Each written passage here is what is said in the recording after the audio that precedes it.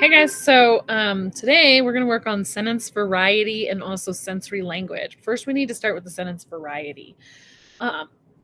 So remember that even though you've done 2 drafts, the first time we told you just to write and not worry about spelling and grammar, and then the second time we had you add details, but we still told you not to worry about spelling and grammar.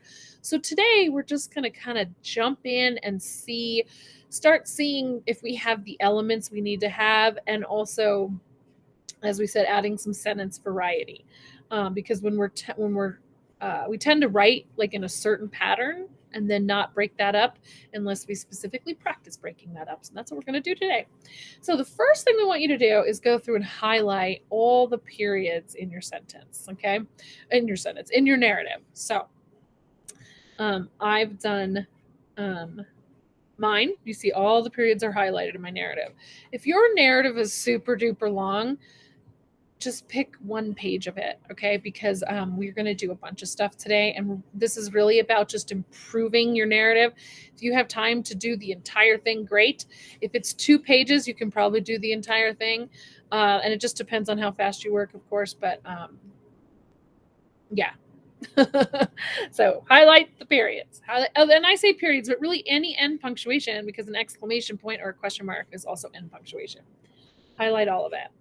Now, the next thing we want you to do is find, and I will stop and say, if you find that you don't have periods, you might be working on that today instead of maybe moving on to the next step or missing a little bit of the next step while you fix that, right? If you're like, oh my gosh, I was writing so fast, I didn't add any periods. If you can figure out where they go, add them. But if you can't, now's the time to stop and figure it out. Okay. And I can help you. If Miss Agadell is in the room, she can help you. But now's the time. Okay. All right. So assuming you found all your end punctuation, we're now going to move on to circling the first word of each sentence. So no matter what it is, just go and circle it. So if you think about it, this should be all the words right after highlighted end punctuation, right? So my first sentence ends with the word narrative. There it's highlighted, and my next word is circled. Okay. So do that. Okay. Now what you're going to do is box or square all your verbs. This might take a little bit longer because you may not realize what some of your verbs are, or realize that your verbs are 2 words.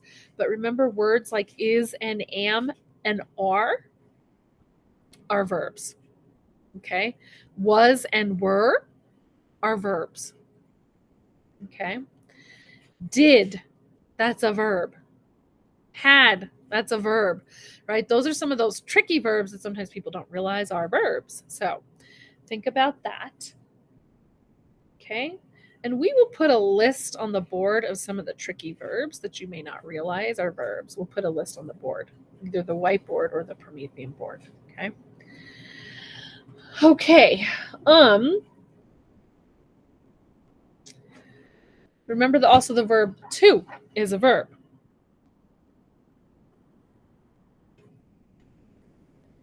All right. So now what you're going to do, if you've got all that done, and again, at any point, if you find that you didn't have verbs, then you're kind of stopping and putting some verbs in your writing. You're revising there. So if you can't do the next step, then it's important to stop and do the step you're stuck on. Okay. And again, we can help you. But assuming that you were able to find end punctuation and that you had verbs, so let's assume you're there with us, then what you're going to do is look, how many times do you start a sentence the same way? How many times do you use the same verb?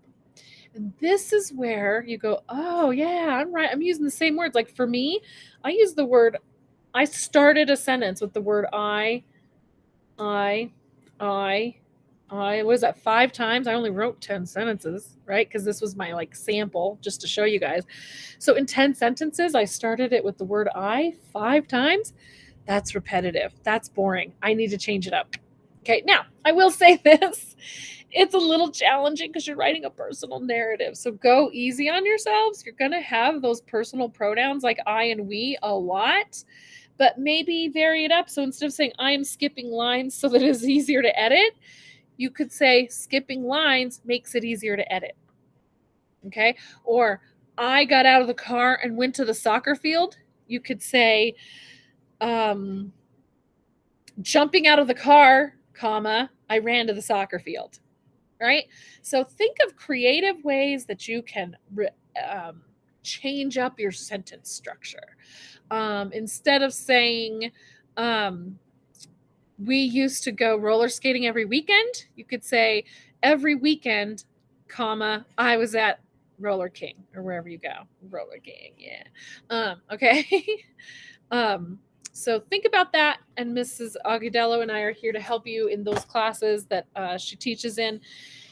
And then this step will help us get ready for our next step, which is sensory language. So, all right. Hope this helps. Bye, y'all.